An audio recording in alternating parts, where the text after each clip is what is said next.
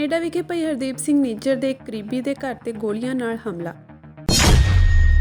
ਸਰਦਾਰ ਸਿਮਰਨਜੀਤ ਸਿੰਘ ਮਾਨ ਨੇ ਕੱਲ੍ਹ ਨੂੰ ਸੰਗਰੂਰ ਵਿਖੇ ਕਿਸਾਨਾਂ ਦੇ ਇਕੱਠ ਵਿੱਚ ਪਹੁੰਚਣ ਦੀ ਕੀਤੀ ਅਪੀਲ। ਦੋ ਪਰਿਵਾਰਾਂ ਦੀ ਨਿੱਜੀ ਲੜਾਈ ਦੌਰਾਨ ਗੁਰਦੁਆਰਾ ਸਾਹਿਬ ਦੀ ਹੋਈ ਬੇਅਦਬੀ। ਕੈਨੇਡਾ ਵਿੱਚ ਪਿਛਲੇ ਸਾਲ ਕਤਲ ਕੀਤੇ ਗਏ ਸਿੱਖ ਆਗੂ ਭਾਈ ਹਰਦੀਪ ਸਿੰਘ ਨਿੱਜਰ ਦੇ ਇੱਕ ਸਾਥੀ ਦੇ ਘਰ ਤੇ ਕਈ ਗੋਲੀਆਂ ਚਲਾਈਆਂ ਗਈਆਂ ਹਨ। ਜਿਸ ਘਰ ਉੱਤੇ ਹਮਲਾ ਹੋਇਆ ਹੈ, ਕੈਨੇਡੀਅਨ ਮੀਡੀਆ ਨੇ ਉਸ ਰਿਹਾਇਸ਼ ਦੇ ਮਾਲਕ ਦੀ ਪਛਾਣ ਸਿਮਰਨਜੀਤ ਸਿੰਘ ਵਜੋਂ ਕੀਤੀ ਹੈ। ਘਟਨਾ ਵੀਰਵਾਰ ਤੜਕੇ ਵਾਪਰੀ ਅਤੇ ਗਵਾਹਾਂ ਨੇ ਦੱਸਿਆ ਕਿ ਘਰ ਦੇ ਨਾਲ-ਨਾਲ ਘਰ ਵਿੱਚ ਖੜੀ ਇੱਕ ਕਾਰ ਨੂੰ ਵੀ ਗੋਲੀਆਂ ਲੱਗੀਆਂ ਹਨ।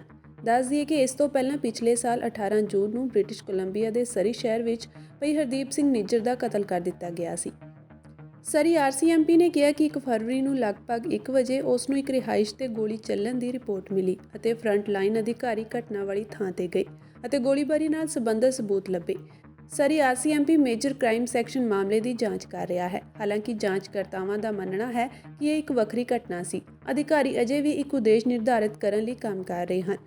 ਬ੍ਰਿਟਿਸ਼ ਕੋਲੰਬੀਆ ਗੁਰਦੁਆਰਾ ਕੌਂਸਲ ਦੇ ਬੁਲਾਰੇ ਅਤੇ ਕੈਨੇਡਾ ਦੇ ਪ੍ਰਮੁੱਖ ਸਿੱਖ ਆਗੂ ਮਨਿੰਦਰ ਸਿੰਘ ਨੇ ਮੀਡੀਆ ਨੂੰ ਦੱਸਿਆ ਕਿ ਸਿਮਰਨਜੀਤ ਸਿੰਘ ਨੂੰ ਲੱਗਦਾ ਹੈ ਕਿ ਇਹ ਹਮਲਾ ਉਹਨਾਂ ਨੂੰ ਡਰਾਉਣ ਲਈ ਕਰਵਾਇਆ ਗਿਆ ਹੈ।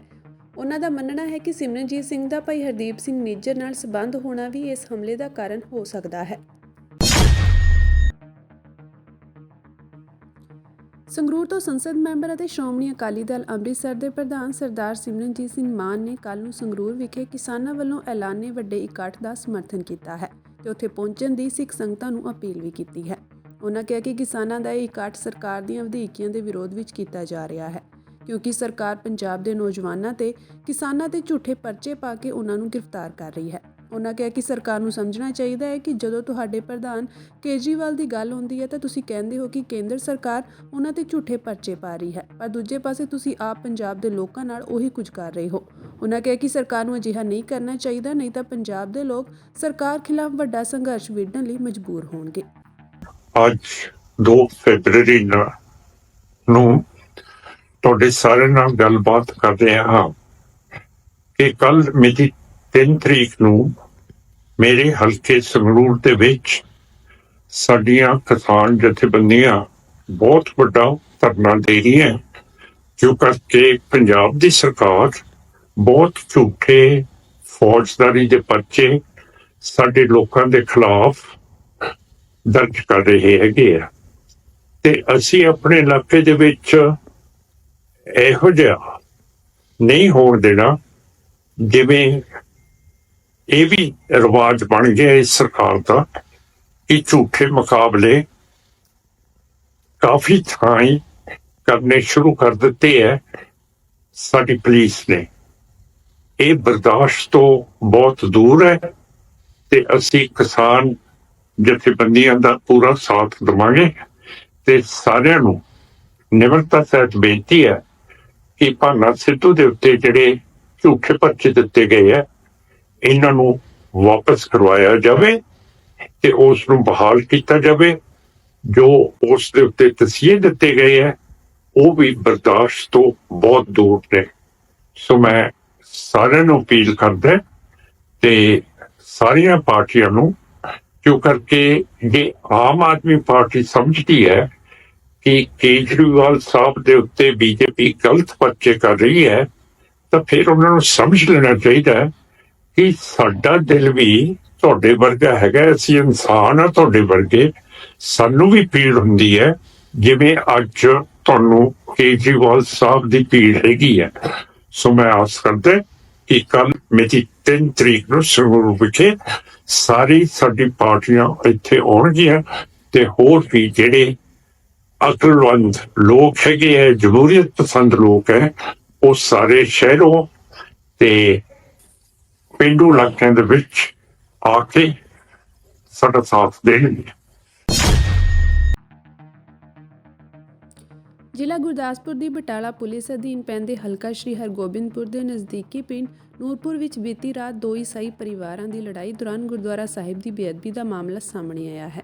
ਮਿਲੀ ਜਾਣਕਾਰੀ ਅਨੁਸਾਰ ਇਹਨਾਂ ਪਰਿਵਾਰਾਂ ਨੇ ਆਪਸੀ ਲੜਾਈ ਦੌਰਾਨ ਗੁਰਦੁਆਰਾ ਸਾਹਿਬ ਉੱਤੇ ਚੜ੍ਹ ਕੇ ਇੱਟਾਂ ਰੋੜਿਆਂ ਆਦਿ ਨਾਲ ਹਮਲਾ ਕੀਤਾ। ਮਿਲੀ ਜਾਣਕਾਰੀ ਮੁਤਾਬਕ ਪੁਰਾਣੀ ਰੰਜਿਸ਼ ਨੂੰ ਲੈ ਕੇ 2 ਈਸਾਈ ਪਰਿਵਾਰਾਂ ਵਿੱਚ ਰਾਤ ਕਰੀਬ 10 ਵਜੇ ਝਗੜਾ ਹੋਇਆ। ਇਹ ਝਗੜਾ ਇੰਨਾ ਵੱਧ ਗਿਆ ਕਿ ਉਹਨਾਂ ਨੇ ਪਿੰਡ ਦੇ ਗੁਰਦੁਆਰਾ ਸਾਹਿਬ ਨੂੰ ਵੀ ਨਹੀਂ ਬਖਸ਼ਿਆ। ਇੱਕ ਪਰਿਵਾਰ ਦੇ ਮੈਂਬਰਾਂ ਵੱਲੋਂ ਜੁੱਤੀਆਂ ਸਮੇਤ ਗੁਰਦੁਆਰਾ ਸਾਹਿਬ ਉੱਤੇ ਚੜ੍ਹ ਕੇ ਦੂਸਰੇ ਪਰਿਵਾਰ ਤੇ ਇੱਟਾਂ ਰੋੜੇ ਸੁੱਟੇ ਗਏ ਅਤੇ ਉਸ ਦੇ ਜਵਾਬ ਵਿੱਚ ਦੂਸਰੇ ਪਾਸਿਓਂ ਵੀ ਗੁਰਦੁਆਰਾ ਸਾਹਿਬ ਵਿੱਚ ਇੱਟਾਂ ਰੋੜੇ ਸੁੱਟੇ ਗਏ। ਪੁਲਿਸ ਨੇ ਗੁਰਦੁਆਰਾ ਕਮੇਟੀ ਦੀ ਸ਼ਿਕਾਇਤ ਮਿਲਣ ਤੋਂ ਬਾਅਦ ਮੌਕੇ ਦਾ ਜਾਇਜ਼ਾ ਲਿਆ। ਪੁਲਿਸ ਦਾ ਕਹਿਣਾ ਹੈ ਕਿ ਕਾਨੂੰਨ ਅਨੁਸਾਰ ਬਣਦੀ ਕਾਰਵਾਈ ਕੀਤੀ ਜਾਵੇਗੀ। ਗੁਰਦੁਆਰਾ ਸਿੰਘ ਸਭਾ ਨੂਰਪੁਰ ਦੇ ਪ੍ਰਧਾਨ ਪ੍ਰਕਾਸ਼ ਸਿੰਘ, ਸੈਕਟਰੀ ਬਲਵਿੰਦਰ ਸਿੰਘ ਤੇ ਜਗਰੂਪ ਸਿੰਘ ਨੇ ਮੀਡੀਆ ਨਾਲ ਗੱਲਬਾਤ ਕਰਦਿਆਂ ਕਿਹਾ ਕਿ ਸਾਈ ਪਰਿਵਾਰਾਂ ਨੇ ਗੁਰਦੁਆਰਾ ਸਾਹਿਬ ਦੀ ਬੇਅਦਬੀ ਕੀਤੀ ਹੈ। ਉਨ੍ਹਾਂ ਪ੍ਰਸ਼ਾਸਨ ਤੋਂ ਮੰਗ ਕੀਤੀ ਕਿ ਦੋਸ਼ੀਆਂ ਵਿਰੁੱਧ ਸਖਤ ਤੋਂ ਸਖਤ ਕਾਰਵਾਈ ਕੀਤੀ ਜਾਵੇ। ਗੁਰਦੁਆਰਾ ਕਮੇਟੀ ਵੱਲੋਂ ਪੁਲਿਸ ਨੂੰ ਸੀਸੀਟੀਵੀ ਕੈਮਰਿਆਂ ਦੀ ਫੁਟੇਜ ਵੀ ਸੌਂਪੀ ਗਈ ਹੈ। ਇਸ ਘਟਨਾ ਨੂੰ ਲੈ ਕੇ ਪਿੰਡ ਵਾਸੀਆਂ ਵਿੱਚ ਭਾਰੀ ਰੋਸ ਦੇਖਣ ਨੂੰ ਮਿਲ ਰਿਹਾ ਹੈ। ਉਨ੍ਹਾਂ ਵੱਲੋਂ ਸਖਤ ਕਾਰਵਾਈ ਦੀ ਮੰਗ ਕੀਤੀ ਗਈ ਹੈ। ਉਧਰ ਸ਼੍ਰੋਮਣੀ ਗੁਰਦੁਆਰਾ ਪ੍ਰਬੰਧਕ ਕਮੇਟੀ ਦੇ ਪ੍ਰਧਾਨ ਹਰਜਿੰਦਰ ਸਿੰਘ ਧਾਮੀ ਨੇ ਇਸ ਘਟਨਾ ਨੂੰ ਮੰਦਭਾਗੀ ਦੱਸਦੇ ਹੋਏ ਪੰਜਾਬ ਸਰਕਾਰ ਤੇ ਨਿਸ਼ਾਨਾ ਸਾਧਿਆ ਅਤੇ ਕਿਹਾ ਕਿ ਅਜਿਹੇ ਗੁਨਾਹਗਾਰਾਂ ਨੂੰ ਸਖਤ ਤੋਂ ਸਖਤ ਸਜ਼ਾ ਮਿਲਣੀ ਚਾਹੀਦੀ ਹੈ। ਉਨ੍ਹਾਂ ਕਿਹਾ ਕਿ ਹੁਣ ਤੱਕ ਬੇਅਦਬੀ ਕਰਨ ਵਾਲਿਆਂ ਨੂੰ ਕੋਈ ਸਖਤ ਸਜ਼ਾ ਨਹੀਂ ਦਿੱਤੀ ਗਈ। ਸਰਕਾਰ ਨੂੰ ਅਜਿਹੇ ਦੋਸ਼ੀਆਂ ਵਿਰੁੱਧ ਕਾਰਵਾਈ ਲਈ ਸਖਤ ਕਾਨੂੰਨ ਬਣਾਉਣੇ ਚਾਹੀਦੇ ਹਨ। ਇਹ ਘਟਨਾ ਬਾਬਾ ਜੀ ਇਦਾਂ ਹੋਈ ਹੈ ਕਿ ਦੋ ਸਾਡੇ ਕ੍ਰਿਸਚਨ ਭਾਈਚਾਰਾ ਵਾ ਇਹਨਾਂ ਦੋਵਾਂ ਇਹ ਦੋਵਾਂ ਦਾ ਆਪਸ ਵਿੱਚ ਝਗੜਾ ਚੱਲ ਰਿਹਾ ਕਾਫੀ ਟਾਈਮ ਪਹਿਲਾਂ ਤੋਂ।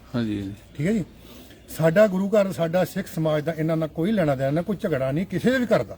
ਠੀਕ ਹੈ ਜੀ। ਇਹਨਾਂ ਦਾ ਆਪਸ ਝਗੜਾ ਸੀ ਤੇ ਇਹਨਾਂ ਆਪਸ ਝਗੜੇ ਵਿੱਚ ਆ ਕੇ ਸਾਡੇ ਗੁਰੂ ਘਰ ਵਿੱਚ ਚੜ ਕੇ ਉੱਤੇ ਸਾਡੇ ਗੁਰੂ ਘਰ ਦੀ 14-1500 ਇੱਟ ਪਈ ਹੁੰਦੀ ਜੀ।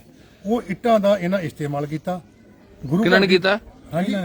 ਦੋਨੋਂ ਕ੍ਰਿਸਚਨ ਭਾਈ ਜਾਨੇ ਦੋਨੋਂ ਆਪਸ ਵਿੱਚ। ਠੀਕ ਹੈ। ਸਾਡਾ ਸਿੱਖ ਸਮਾਜ ਦਾ ਕੋਈ ਨਾ ਲੈਣਾ ਦੇਣਾ। ਠੀਕ ਹੈ। ਚਲੋ ਫਿਰ ਇਹਨਾਂ ਨੇ ਇੱਥੇ ਗੁਰੂ ਘਰ ਆਣ ਕੇ ਕੀ ਕੀਤਾ? ਗੁਰੂ ਘਰ ਆਣ ਕੇ ਇੱਟਾਂ ਇੱਕ ਦੂਜੇ ਉੱਤੇ ਮਾਰਨੇ ਸ਼ੁਰੂ ਕਰ ਦਿੱਤੀਆਂ।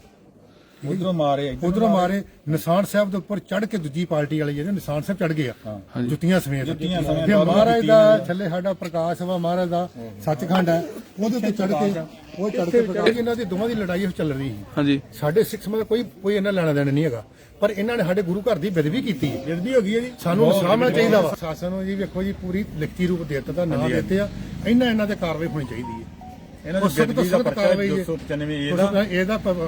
ਗੁਰੂ ਘਰ ਦਾ ਕੀ ਨੁਕਸਾਨ ਹੋਇਆ?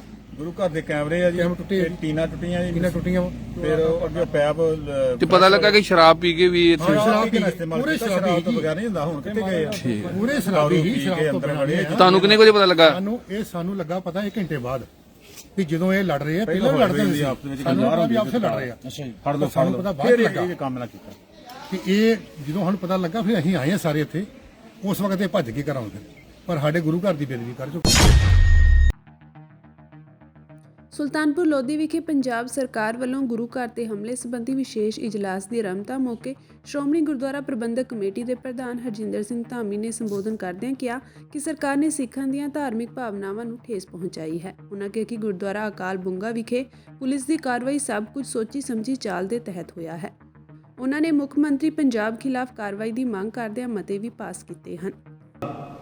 ਜਿਹੜਾ ਬੇਰ ਸਾਹਿਬ ਦੇ ਬਿਲਕੁਲ ਮੋਹਰੇ ਸਾਹਮਣੇ ਆ ਤੇ ਉੱਥੇ ਸਾਹਿਬਾਂ ਦਾ ਪ੍ਰਕਾਸ਼ ਦਿਹਾੜਾ ਵੀ ਸੀ। ਕਬਜ਼ਿਆਂ ਨੂੰ ਛੱਡੋ, ਮੈਂ ਸਿੰਘ ਸਾਹਿਬ ਬੈਠੇ ਆ, ਇਹਨਾਂ ਨੂੰ ਚਿੱਠੀ ਦੇ ਕੇ ਗਏ ਆ। ਉਹਨਾਂ ਦਾ ਅਸੀਂ ਟਾਈਟਲ ਨਹੀਂ ਡਿਸਾਈਡ ਕਰਨਾ, ਅਸੀਂ ਕਿਸੇ ਦਾ ਕਬਜ਼ਾ ਨਹੀਂ ਦਿਵਾਉਣਾ, ਨਾ ਅਸੀਂ ਕਬਜ਼ਾ ਕਿਸੇ ਦਾ ਖੋਹਣਾ ਤੇ ਨਾ ਸਾਡਾ ਇਹ ਮਕਸਦ ਹੈ। ਹਾਂ, ਕੋਈ ਸਹਾਇਤਾ ਮੰਗੂਗਾ, ਸਹਾਇਤਾ ਜ਼ਰੂਰ ਕਰਾਂਗੇ। ਉੱਥੇ ਮੋਹਰਲੇ ਪਾਸੇ ਇੱਕ ਤਾਂ ਸਤਿਗੁਰਾਂ ਦਾ ਪ੍ਰਕਾਸ਼ ਆ, ਅਖੰਡ ਪਾਠ ਚੱਲ ਰਿਹਾ ਤੇ ਦੂਸਰੇ ਪਾਸੇ ਕੋਈ ਮੋਹਰੇ ਚੁਣੌਤੀ ਵੀ ਨਹੀਂ।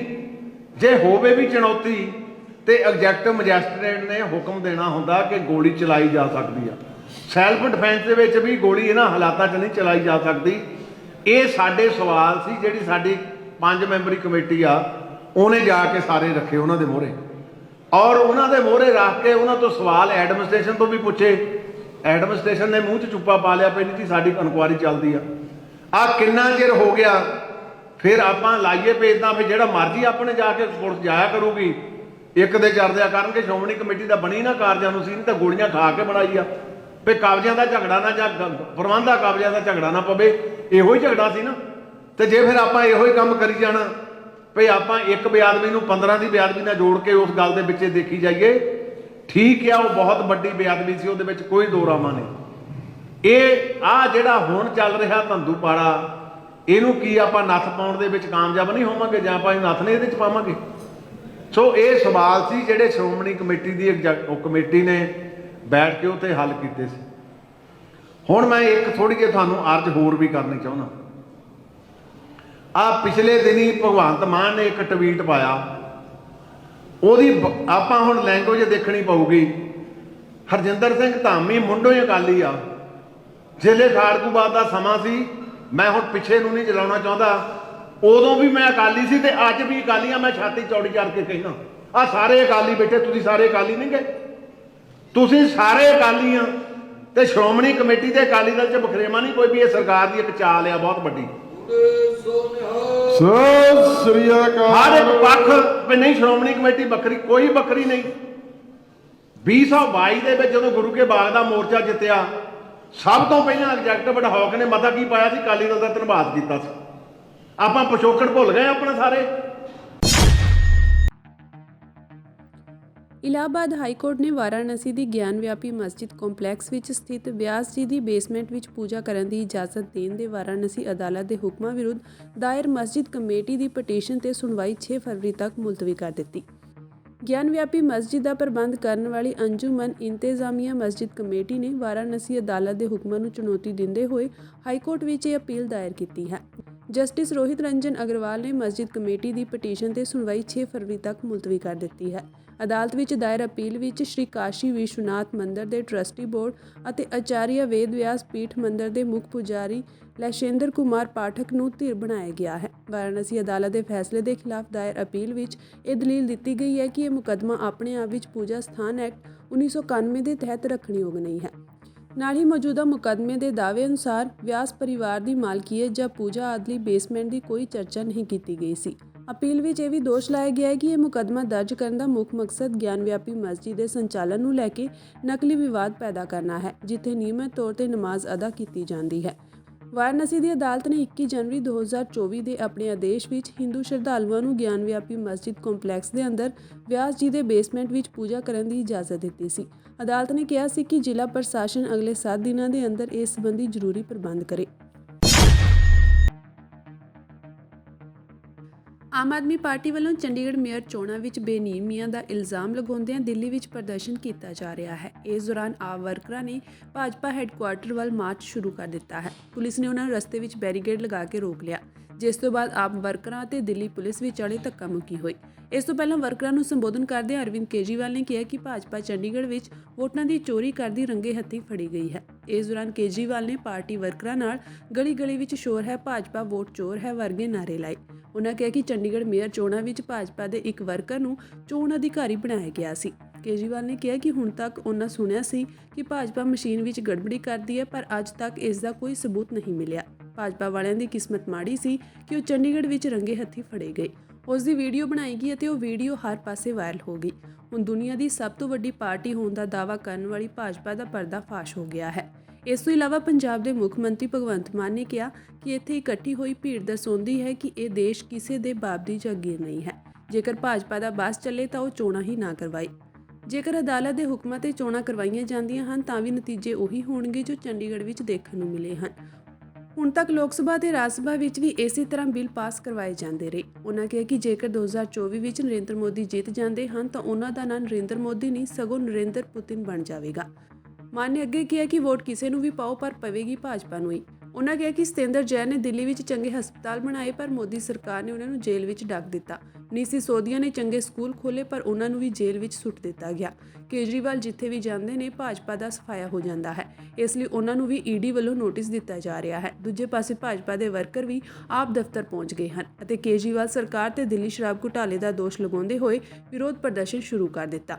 ਇਸ ਦੌਰਾਨ ਦਿੱਲੀ ਪੁਲਿਸ ਨੇ ਸੁਰੱਖਿਆ ਦੇ ਮੱਦੇਨਜ਼ਰ ਆਪ ਅਤੇ ਭਾਜਪਾ ਦੇ ਦਫ਼ਤਰਾਂ ਦੇ ਬਾਹਰ ਸੁਰੱਖਿਆ ਬਲ ਤਾਇਨਾਤ ਕਰ ਦਿੱਤੇ। ਹਰਿਆਣਾ ਆਪ ਦੇ ਪ੍ਰਧਾਨ ਸੁਸ਼ੀਲ ਗੁਪਤਾ ਨੂੰ ਪੁਲਿਸ ਨੇ ਘਰ ਵਿੱਚ ਨਜ਼ਰਬੰਦ ਕਰ ਦਿੱਤਾ। ਦੱਸ ਦਈਏ ਕਿ ਚੰਡੀਗੜ੍ਹ ਮੇਅਰ ਚੋਣਾਂ ਨੂੰ ਲੈ ਕੇ ਆਮ ਆਦਮੀ ਪਾਰਟੀ ਨੇ ਸੁਪਰੀਮ ਕੋਰਟ ਦਾ ਰੁਖ ਕੀਤਾ ਹੈ।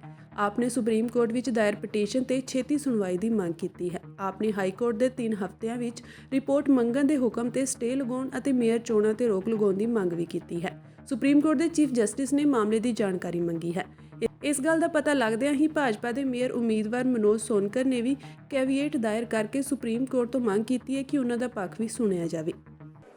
जब पाप का घड़ा भर जाता है बहुत ज्यादा तो फिर प्रकृति अपनी झाड़ू चलाती है, भगवान अपनी झाड़ू चलाता है, चीजों को ठीक करता है। चंडीगढ़ का चुनाव कहने को तो छोटा सा चुनाव था, 10 बाई 10 किलोमीटर का एक छोटा सा शहर है, मेयर का चुनाव था, लेकिन दुनिया की सबसे बड़ी पार्टी चंडीगढ़ के चुनाव में वोटों की चोरी करते हुए पकड़ी गई, रंगे हाथों पकड़ी गई। दोस्तों,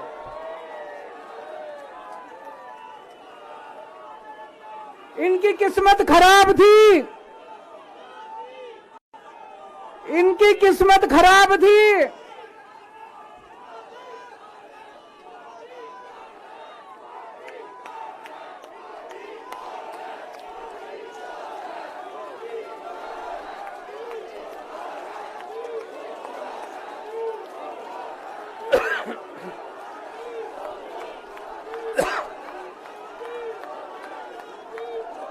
एक नारा लगाएंगे,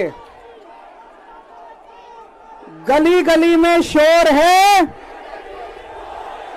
भाजपा वोट चोर है।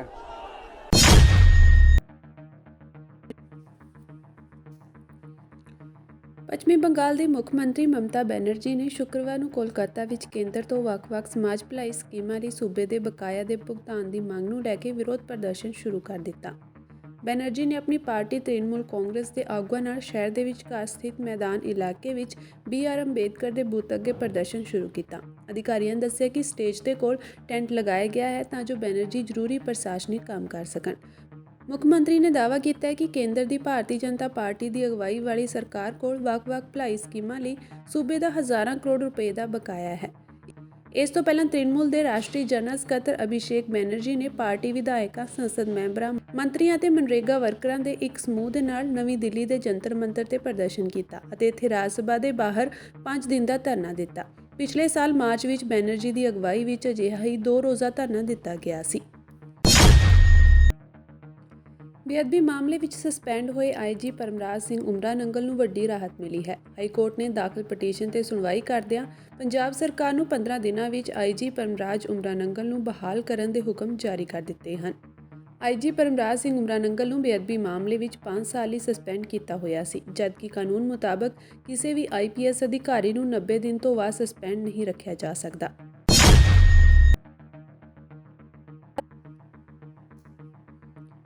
ਜੈਪੁਰ ਲਿਟਰੇਚਰ ਫੈਸਟੀਵਲ ਵਿੱਚ ਪਹੁੰਚੇ ਕਾਂਗਰਸ ਦੇ ਸੀਨੀਅਰ ਆਗੂ ਮਣੀਸ਼ੰਕਰ ਅਈਅਰ ਨੇ ਕੇਂਦਰ ਸਰਕਾਰ ਤੇ ਨਿਸ਼ਾਨਾ ਸਾਧਿਆ। ਉਨ੍ਹਾਂ ਕਿਹਾ ਕਿ ਕਸ਼ਮੀਰ ਮੁੱਦੇ ਤੇ ਭਾਰਤ ਅਤੇ ਪਾਕਿਸਤਾਨ ਵਿਚਾਲੇ ਗੱਲਬਾਤ ਹੋਣੀ ਚਾਹੀਦੀ ਸੀ।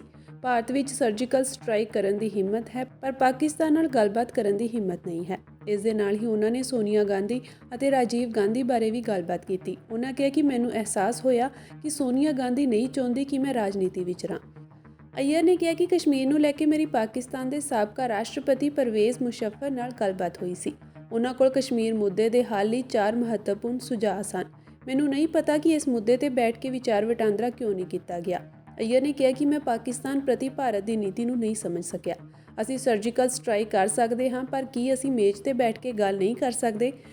ਸਾਡੇ ਵਿੱਚ ਉਹਨਾਂ ਨਾਲ ਆਮੋ ਸਾਹਮਣੇ ਗੱਲ ਕਰਨ ਦੀ ਹਿੰਮਤ ਨਹੀਂ ਹੈ। 2014 ਤੋਂ 2024 ਤੱਕ ਭਾਰਤ ਅਤੇ ਪਾਕਿਸਤਾਨ ਵਿਚਾਲੇ ਕੋਈ ਗੱਲਬਾਤ ਨਹੀਂ ਹੋਈ।